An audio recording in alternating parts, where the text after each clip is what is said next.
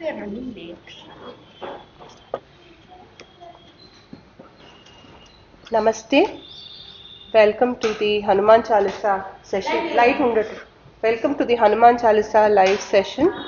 This is a hybrid class with both online and offline class happening together.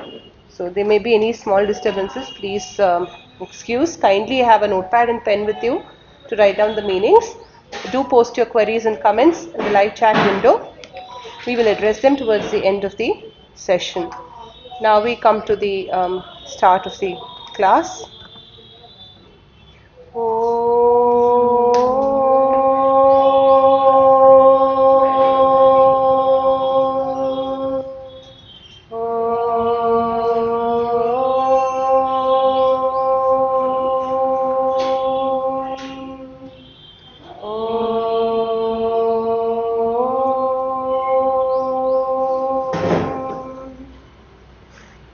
𝗟𝗘𝗔𝗥𝗡 धृतदिव्यशीलं ब्रह्माद्वयं व्यापकमव्ययं च राजाधिराजं विशदं विराजं सीताभिरामं प्रणमामि रामं मनोजवं मारुततुल्यवेगं जितेन्द्रियं बुद्धिमतां वरिष्ठं वातात्मजं वानरयूथमुख्यं श्रीरामदूतं शरणं प्रपद्ये श्रीगुरुचरणसरोजरज निजमनमुकुरसुधारि वरणौ रघुवरविमलयश जोदायक फलचारि बुद्धिहीन तनु जानिके सुमिरौ पवन कुमार बल बुद्धि विद्या देहु मोहि हरहु कलेश विकार। जय हनुमान ज्ञान गुण सागर जय कपीश तिहु लोक उजागर। Sorry, we'll go with the easy tune. Jay, you try. जय हनुमान ज्ञान गुण सागर जय कपीश तिहु लोक उजागर रामदूत अतुलित बल धामा अंजनी पुत्र पवन सुत नामा महावीर विक्रम बजरंगी कुमति निवार सुमति के संगी कंचन वरण विराज सुवेशा कानन कुंडल कुंचित केशा हाथ वज्र और ध्वजा विराजे कांधे मूंज जनेऊ साजे शंकर सुवन केसरी नंदन शंकर सुवन केसरी नंदन तेज प्रताप महाजगवंदन तेज Pratap महाजगवंदन। There is fluctuating power situation, so I'm not sure if I'm perfectly audible and if it's not getting cut. Anyway, so we will refresh. Is it audible and are you able to see on the screen Shankara Suvana Kesari Nandana as I'm having on my screen? Yeah, I think it is. It's not. Yes. I think you're able to see the current shloka. Again, we will chant it once more. Shankara Suvana Kesari Nandana Teja Pratapa Mahajagavandana. Now we will see the meaning of this beautiful verse. So first is 𝗟𝗵𝗃𝗀𝗃. Suvana means son. Son of Shankara. Here he is the form of Shankara and therefore considered son of Shankara. So 𝗟𝗵𝗃𝗀𝗃. Kesari Nandana, son of the Vanara king Kesari. Who were his parents? Anjana and Kesari. So Kesari, son of Kesari. We have seen this before. Next we come to 𝗟𝗔𝗥𝗡. Teja refers to effulgence, radiance. What does Pratapa refer to? Pratapa refers to, can you guess? Pratapa refers to valor. Okay, so one with unmatched radiance and valor. One with radiant strength. Okay, and valor. Because of which he is Mahajagavandana. He is revered, he is the great one who is revered by the entire world. One who is revered by the entire world. So to understand the radiance of Hanuman, we will take a verse which is from the 𝗟𝗵𝗃𝗀𝗃 written by 𝗪𝒻𝒻𝒃. तेजको निधानमानो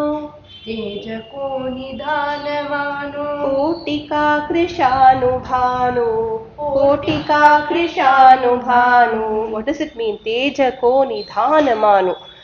I believe that he is the treasure house of radiance. And how does he appear? Kotika krishanubhanu. He appears like a crore Agnis and Suryas are simultaneously lighting up the skies. So that is how radiant he is, like a crore Surya Bhagavan and crore Agni Deva simultaneously lighting up the skies. And then to talk more about his Pratapa, we spoke about his Teja with this shloka from Kavitavali. We will see another shloka from Kavitavali to understand his Pratapa. Kavitavali written by 𝗪𝒻𝒻𝒃. Begajityo Maruta, Begajityo Maruta, Pratapa Maratanda Koti, Pratapa Maratanda Koti, Kalau Karalatam, Kalau Karalatam, Badai Jityo Bhavano, Badai Jityo Bhavano. What does it mean? Begajityo Maruta. In speed he has surpassed even Maruta. Who is Maruta? Vayu. In speed he is faster than even the wind god. Pratapa Maratanda Koti. For his splendor and valor he is equal to Koti Suryas. Maratanda is another name for Surya Bhagavan. So like a Koti Suryas he is valorous, splendorous. Kalau Karalata Badai. Mahakala. We say no, Bhairava, Mahakala, the Lord of Time. With his terrifying form, he is even more terrifying and scary looking than Mahakala himself. Badai Jityo Bhavano. Vamana is referred here as Bhavana. Who is Vamana? The avatar of Vishnu. So how did he become very big? In the form of Trivikrama. So in the form, in the aspect of his ability to assume gigantic proportions, he surpassed even Vamana in the form of Trivikrama. So these four comparisons are given by 𝗪𝒻𝒻𝒃 to explain the greatness of Hanuman. Is it clear? Okay. So Teja Pratapa Mahajagavandana. To explain Teja Pratapa, there is only one story that you can really think of. Which story? Hanuman crossing the ocean. And then? And finding Sita. But what does he do after he finds Sita? He talks to her. Yes, and after that what does he do? He comes back to Rama. Before that what happens? In the last class also I told, he was captured by? He was captured by... Can the online audience guess what is the incident which is meant for showing off the Pratapa and the Teja of Hanuman? He was captured by... yes, he was captured soldiers, by... and after he was tied up, he allowed himself to be tied up. Very and good. After that he moved out, and he was taken on a procession across the city. Yes, and what happened? In my opinion, a very bad thing. What happened? What did he do? It's okay. He set the city of Lanka on fire. And how did he look when he was doing it? He looked extremely. He looked like 𝗟𝗵𝗹𝗀𝗀 himself. He assumed gigantic proportions and he was glowing bright with the radiance of the fire that was emanating from his tail. We are in 𝗟𝗵𝗹𝗀𝗺 meaning. Okay. So, here as he grew to gigantic proportions with a lit tail behind him which was on fire, he looked like Agnideva himself. Okay, yes, he burnt down Lanka. So for that, now for this particular verse and the next one, we will see the story of how he burnt Lanka down. For that, we have to see 𝗟𝗘𝗔𝗥𝗡, 𝗟𝗵𝗹𝗺𝗺, all these verses, all these places for Hanuman will hold true with the burning of Lanka story. So we will see it together as a part of that story. So just to repeat the meaning, Shankara Suvana, son of Shankara, son of Shiva, Kesari Nandana, son of Kesari. How can he be simultaneously son of Shiva and Kesari? We have seen already. Right? Shankara Suvana Kesari Nandana, 𝗟𝗘𝗔𝗥𝗡 By his slenderous strength, he is worshipped by the entire world. Okay, because of his slenderous strength, because of his radiance and strength. Okay, so then we had seen two verses from Kavitavali to substantiate Teja and Pratapa. Now we will go to the next verse of the Chalisa if this is clear.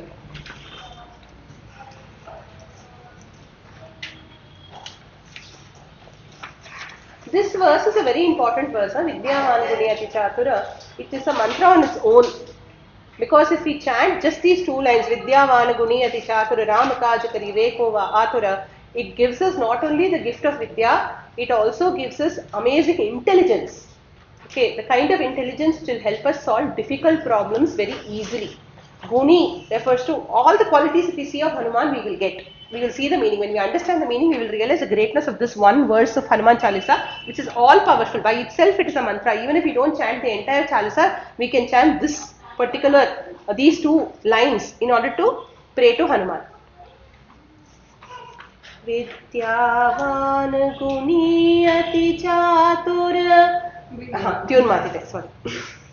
Today I am in the rather tune only.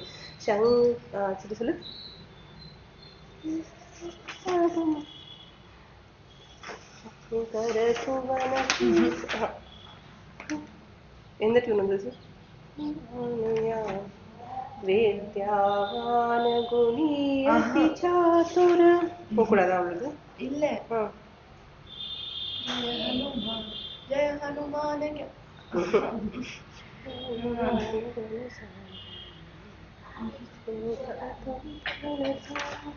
Vidyavan guni ati chatur. Vidya. Ille. Do you get the tune? I'm messing up the tune today for some reason. Jaya Hanuman Jnana Gunasar. We are not going the tune at all, right? What is the simple tune that we are singing? God, I'm not getting it today.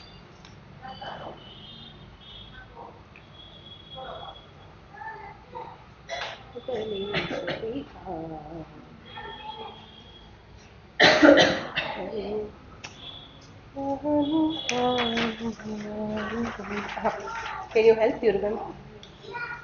I think that's simple to only. But if it becomes complicated, you chant the first part. No, that is not the tune we are using, no?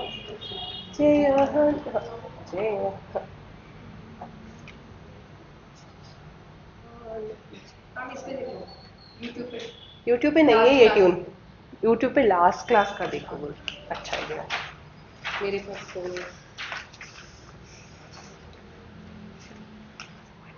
goof up today.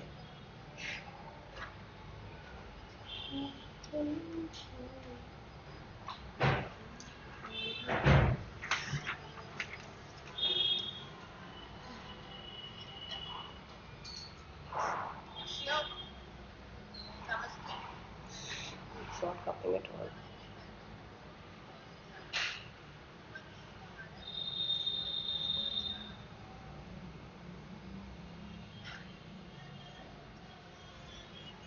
जय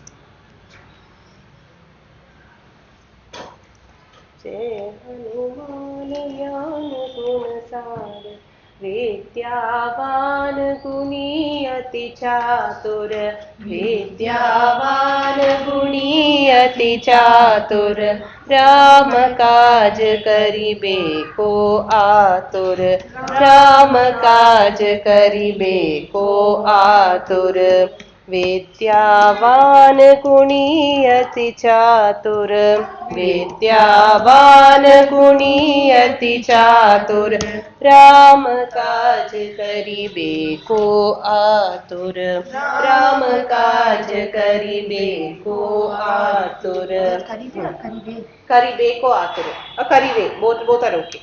Karibe both mean the same things. We will see the meaning of this. Vidyavan Guni Ati Chatur. Vidyavan, what does it mean? One with Vidya. One with knowledge. There are 14 kinds of, there are 18 Vidyas, okay? 𝗟𝗘𝗺𝗺 Vidyas as we call them, the 18 important Vidyas. We will see the list of all the Vidyas, okay? First is the set of 4 Vedas. What are the 4 Vedas?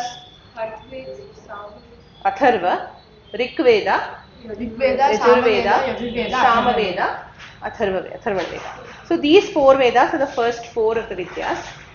Then there is something called the Vedangas or the parts of the Vedas. Okay, that constitutes 6 things. Okay, this part I will leave as homework for all of you to do. Fill it up, Google it, fill it up. Then we come to, so we have seen 10. Okay, now we see the remaining 8. There is something called Mimamsa. Mimamsa, which talks about the ritualistic aspects of worshipping God through yajna. Okay, so basically this is Mimamsa or the ritualistic part of worship. And then we have Nyaya, which is also known as the science of logic. The science of logic. Then we have Puranas. Puranas are the collection of stories about the various gods and goddesses whom we worship. That is Puranas. Then Dharma Shastra. Dharma Shastra refers to the rules governing how to live our lives. How are the Dharma Shastras encapsulated? Where are they found? Who can tell me? Do you remember? We've discussed it in Vishwasasnamam class also. If the online audience can guess also, please do. It is there as a part of certain texts. We call them, what do we call them? Do you remember? Smritis. Smritis like Manusmriti, Yajnavalkya Smriti. These constitute Dharma Shastra. They tell us how to live our lives. Okay, that is Dharma Shastra. And then we have Ayurveda. Ayurveda is also considered a very important branch of knowledge, which tells us the science of life, how to live healthily. Dhanurveda, science of archery. Ayurveda, Dhanurveda. It is not just archery. Dhanurveda includes all weapons and warfare, methods of warfare also. Then we have Gandharva Veda. Gandharva Veda, science of music, dance, etc. Then Artha Shastra, political arts, the arts of political rulership over nations. Okay, so these are the 18 Vidyas, of which I have left 6 blank as your homework. 6 Vedangas, what are they? You have to find out. Okay, it's not a very difficult thing to find out. Once you know it, you can come back and share it with me in the next class. I'll explain more about it if required. After Dhanurvedas? Dhanurveda, Gandharva Veda and Artha Shastra. Gandharva Veda includes music, dance, etc. And last, Artha Shastra. We talk about Kautilya's Artha Shastra. No? Long before that, Artha Shastra has been covered. Okay. Now, we see the meaning of Vidyavan is therefore one who has the knowledge of all these Vidyas. Whom did he learn these Vidyas from? Surya Bhagwan. And after he learned this, remember in the first class only I had told you, when he met Rama, Rama was very impressed by his scholarship and said unless he knows the Vedas and Vedangas, he could not be speaking with so much of scholarship. It is said that Rama asked him very important questions on the real nature of the self, on various aspects related to God. And Hanuman is said to have impressed him with his answers to those questions as well. When he came as a Brahmin in front of Rama and Lakshmana. Remember the story, Shriya? Yeah. And then the other case, he came as a Brahmin in front of 𝗵𝘂𝗺. And there, remember when 𝗵𝘂𝗺 was crying, was praying to Rama in the morning and he heard his name, he went and introduced himself and spoke to him. At that time, 𝗵𝘂𝗺 had various doubts on who is Rama and the nature of God. Hanuman is said to have expounded at that time on the nature of God to 𝗵𝘂𝗺. Thus, he has displayed his knowledge with all humility. After he displayed all this knowledge to 𝗵𝘂𝗺, you know what he said? I will just share that one verse from 𝗏 with you. It's a very beautiful verse. So 𝗵𝘂𝗺 asked him who is God, what is the nature of God and everything. So Hanuman tells him everything. After telling him everything, 𝗵𝘂𝗺 is very pleased with him. He says, thank you my friend, you have given me so much of knowledge. Then Hanuman replies in all humility. Asamaya dhamma sakha suno, asamaya dhamma sakha suno, mohu para raghubira, mohu para raghubira, kihi kripa sumiri guna, kihi kripa sumiri guna, bhare bilocana neera, bhare bilocana neera. You have asked me such questions, but I am such an adhama, I am such a lowly being. Whatever little is coming from my mouth is because of Rama's grace showered on me. And then it is said both Hanuman and 𝗵𝘂𝗺 thought of the greatness of Lord Rama and they both were reduced to tears. Bilocana, bare bilocana neera. Their eyes were filled with tears at the thought of Rama's grace. One who can make a lowly monkey like me speak, whom am I? I am a monkey mind. Imagine, Hanuman had the form of a monkey and he said, I am only a monkey. We have forms as Humans. but our minds are monkeys. Okay, so when we realize that we are also monkey minds and we pray to for Rama's grace, even us with monkey minds will be blessed by his grace with great scholarship. So that is one more mark of scholarship which Hanuman himself says in the Ramcharitamanas. There is one dialogue. He says, who is knowledgeable? Who is the one with Vidya? What do you think is one of the important things that he will say? Guess. Rama. What? He should have humility and he should have bhakti to Rama. Basic thing is bhakti to Rama. Okay.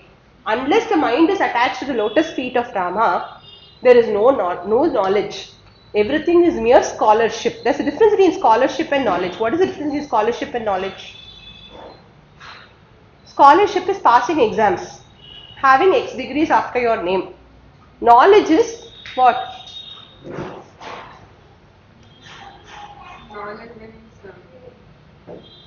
You apply what you know and you are able to solve problems, you are able to handle life situations based on what you know, and most importantly that knowledge will come to you when you need it.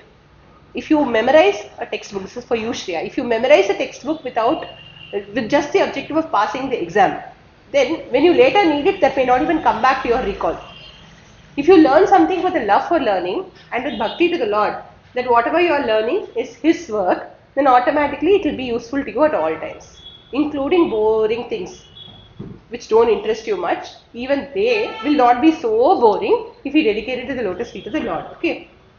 He says, Soi sarvagya guni soi gyata. He is only sarvagya. He is only an all-knowing person. He is only a gyata, a knower. 𝗖𝗵𝗹𝗶𝗀 mandita pandita data. Only he is the one who will be celebrated in Mahi, on earth. Okay. And he is only the pandita. He is the pandita, one who knows everything. Okay. He is the one who is liberal, data. Dharma parayana soi kula trata. One who is the sole recourse of those who follow dharma. And he will be the protector of those who follow dharma. Who? 𝗟𝗵𝗹𝗶𝗪 one whose mind is always fixed at the lotus feet of Rama. He will be the truly learned, he will be the virtuous one, he will be the protector of Dharma. Okay, can you tell one person from Ramayana who meets these characteristics apart from Hanuman? Vibhishana, okay. One more person whose always mind is fixed on Rama, always. Lakshman. One more person. Sita. Who protects Dharma therefore. Sita. Sita. Think of the person who protects Dharma because his mind is always fixed on Rama and who is really learned also. Who knows? Sita ji ke father bhi nahi. Very nice Aarti ji. It is Bharata indeed. So Bharata is the one who fixed his mind so much on Rama that even though he was away from Rama, with just his Paduka, he was able to rule the whole kingdom from Nandigrama. And he did his duty. That is the greatest example. He became a protector of Dharma and he became a virtuous one because his mind was always fixed on Rama, because of Bhakti. Okay. Bharata was equal to Rama in knowledge and scholarship in Vasishta's ashrama. Okay, there is nothing that differentiated the four brothers actually. Bharata was equal to Rama. But Bharata, all the other three, even Rama had a lot of humility in his learning, and the other three always respected Rama because just because he is the elder brother, they always offered that respect and they were always humble towards their elder brother, especially Bharata. Okay, Lakshmana you don't have to ask only. For him, everything is his brother only. There is no power, that's why there is no light and the fan is also not working. I'm hoping that the speed will not get cut because of lack of power. Okay, so now we have seen the meaning of Vidyavan. Okay, now we come to Guni.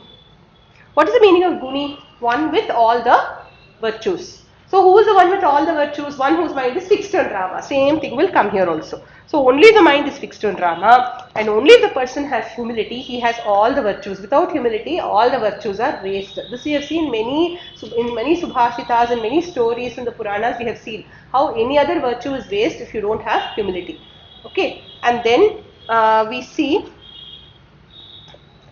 Ati Chatur. Correct? Now we are in Ati Chatur. Vidyavan, Guni, Ati Chatur. What does Ati Chatur mean? Extremely clever. Extremely clever. So clever that he was able to do more than what he had to do at any point of time. See, a good, there are different kinds of devotees, okay, to the Lord. There is the devotee who will only pray to the Lord when he wants something.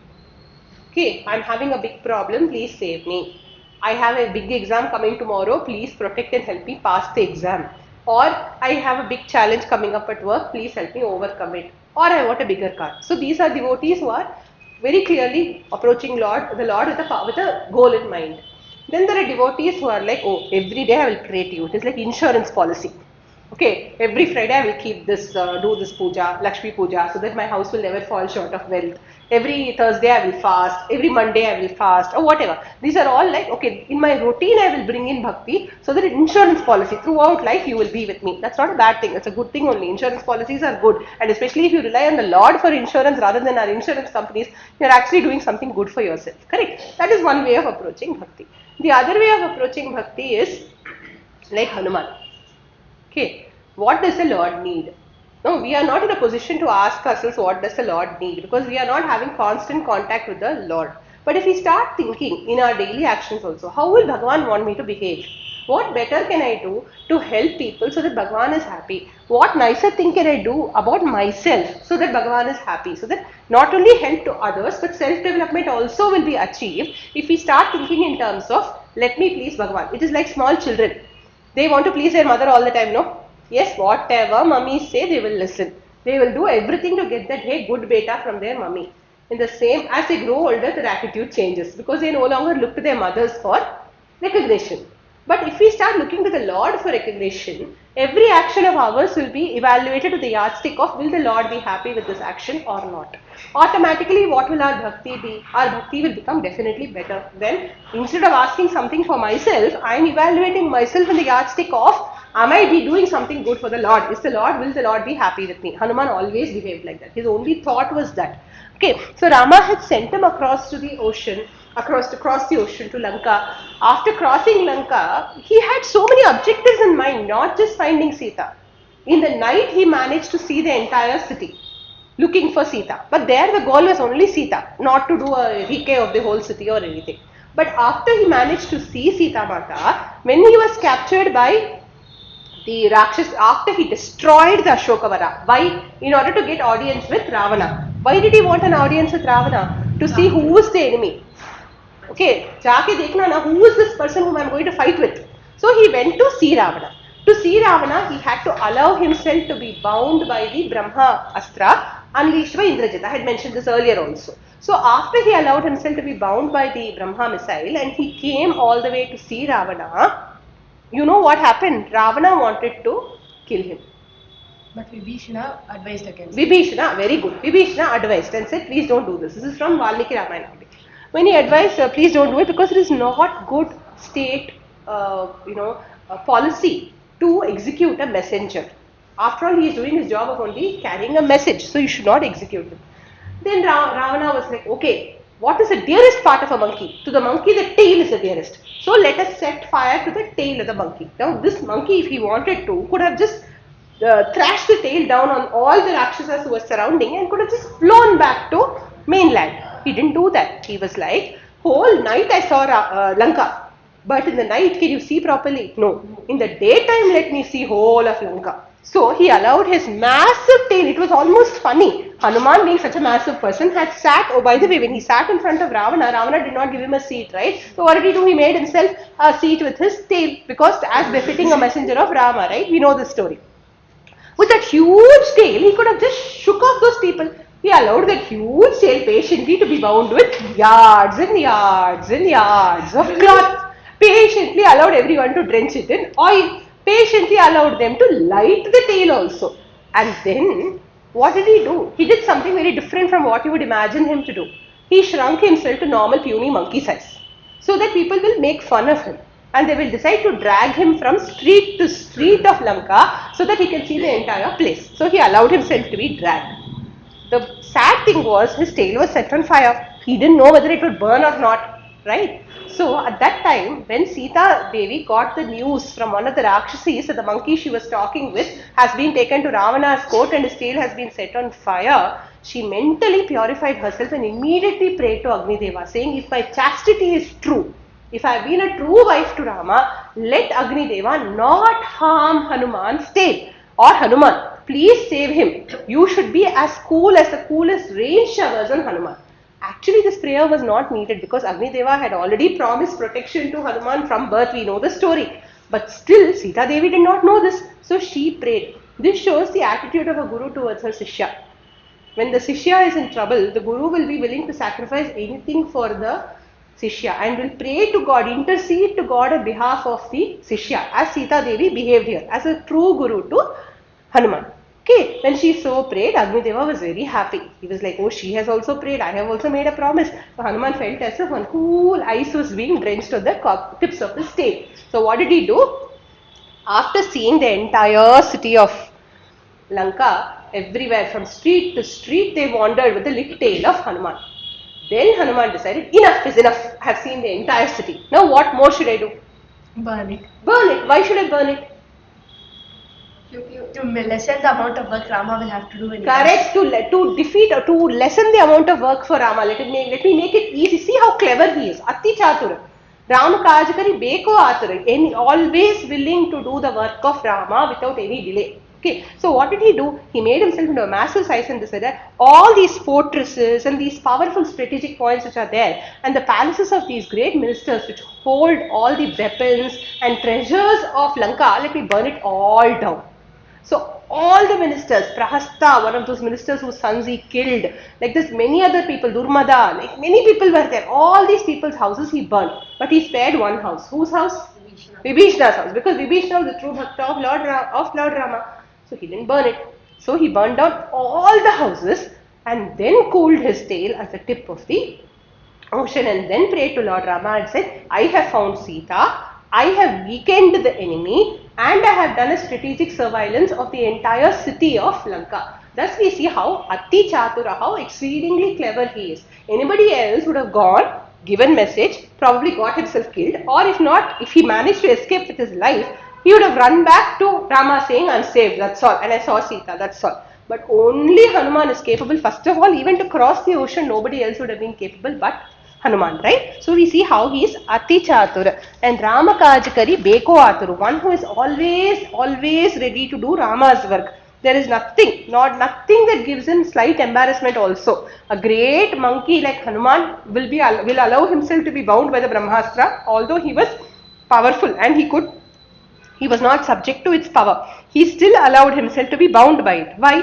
To serve the work of Rama. There is one more instance where he was so eager to do the work of Rama that nothing could stop him. This comes in the beginning of Sundarakanda itself. This comes at the beginning in 𝗓𝗪𝗃 Ramayana only. As he crosses the ocean, he takes a massive size, right? He assumes a massive size on the mainland and jumps across from a mountain to cross the ocean. As he is crossing the ocean, the king of the ocean, this is not Varuna Bhagavan, every ocean has a king. Okay, the king of the ocean was very grateful to Hanuman. Why? Hanuman was doing the work of Rama. And the king of ocean felt indebted to Sagara. Who is Sagara?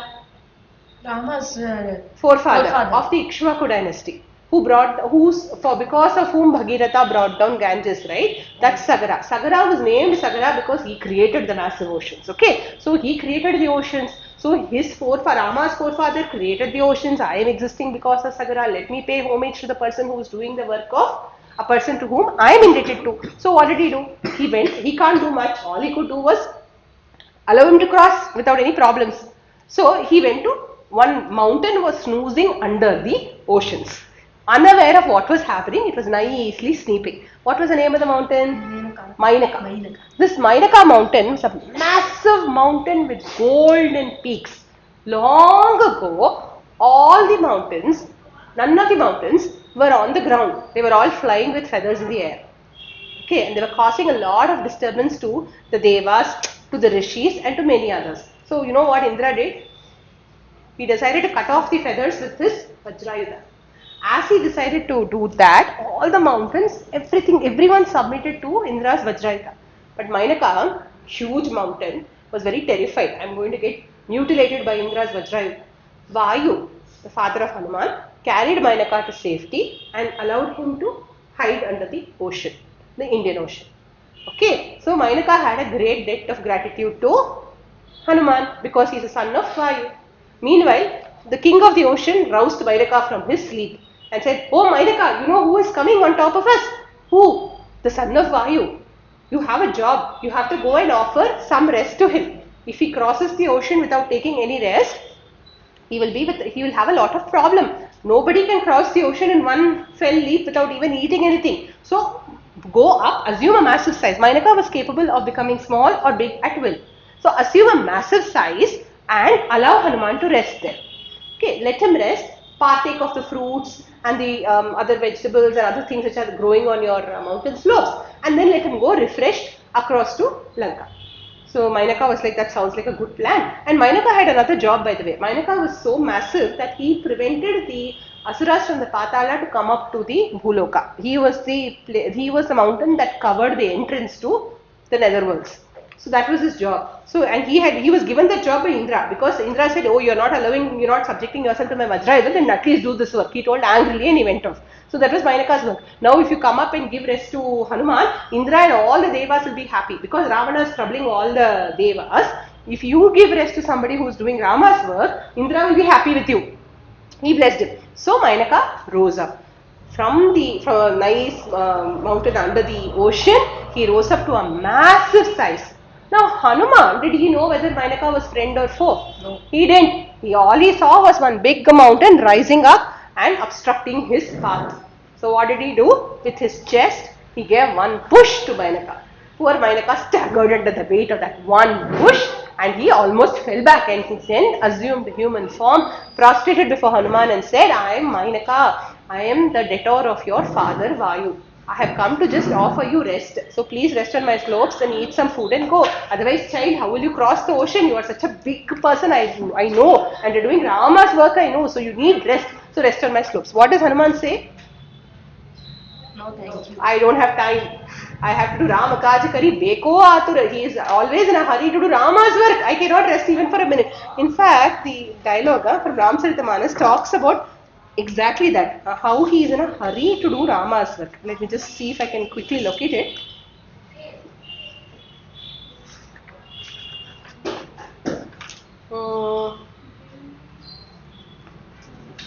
Ram काज किन्हे बिनु मोही, राम काज किन्हे बिनु मोही, कहाँ बिसरामा, कहाँ बिसरामा. When I am in a hurry to do Rama's work, where can I take rest? Correctly he says, Ram kaaj kinhe binu mohi kahan bisram. Where is the rest for me when I am hurrying to do Rama's work? This is the exact dialogue he gives from 𝗟𝗚𝗃𝗀𝗺. In Valmiki's Ramayana, you know what he does? With his foot, he gently touches Mainaka and says, consider me having rested on your slopes and thereby respected your invitation. What do we learn from this from Sundarakanda? You know, if someone invites us to go to their house, we should go. And if someone invites us to sit and eat, we should definitely accept it. This is one way of, you can say, respecting the word of others. Okay, and also it is said that unless there is a connection between two people, this kind of invitation will never happen. So when we accept the invitation, then our connection with that person is getting resolved. There is some debt. That debt is getting resolved. That is why we go. When somebody says come, we go. When somebody says eat, we take the food and eat it. Okay, so but here he had to respect the words of Mainaka, so he touched the mountain with his foot and then he leaped over to the ocean. That time, you know what happens in Valmiki Ramayana, this comes.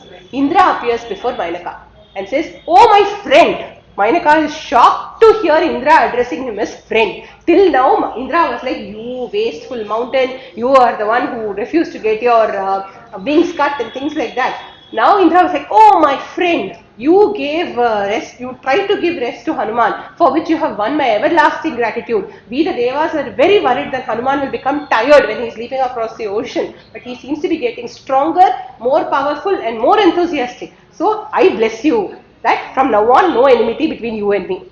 Mainaka danced a jig of joy. Okay, how can a big mountain dance a jig of joy, you might be asking, but he was essentially very pleased. And then even the king of the ocean received a boon from Indra. You have fulfilled, you have followed dharma. Where you owe a debt, you should immediately try to fulfill it. You should not leave a debt pending. So, jo debt tha, jo qarz tha, you have managed to fulfill it. And that you have done a prompt, timely job of offering help when it was required. For which I bless you, that you will be happy. Okay. So, yes, Mainaka is also the brother of Parvati, son of Mena, and therefore known as Mainaka. Mainaka was a massive mountain, one of the sub-mountains of the Himalayan ranges. Okay. Now, Mainaka had a lot of arrogance about his size. So, among all the mountains with wings that were disturbing the Rishis and the Devas, Mainaka was on the top. He really irritated people in Devaloka, which is why Indra really wanted to cut off his feathers or his wings. But he could not do so because of the protection from 𝗟𝗚𝗃𝗀𝗺. Finally, Mainaka always rested in the Indian Ocean. That is the story of Mainaka. Okay, so now that we have seen the story of Mainaka and the story of how Hanuman set fire to Lanka, 𝗟𝗚𝗃𝗀𝗺 also we have seen the complete meaning. One who is always eager to do Rama's work, and nothing is too less or too small. We say no, sometimes this work is not good, this work is too small, give me better work. Hanuman would never ask like that. Whatever work he had to do, he would do, which was good for Rama. That is the main point here, that he was always eager to do Rama's work. Okay, since we have crossed time, we will stop here. We will see the next shloka, 𝗟𝗚𝗃𝗀𝗺 in the next class. We will close the class with Om 3 times.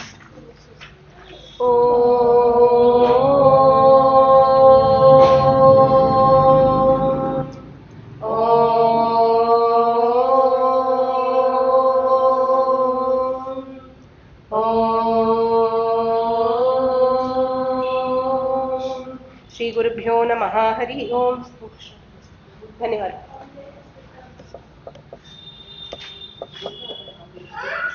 Dhanyavadah. There are no further questions, so I'll close the live session. Okay, chanting of these two shlokas.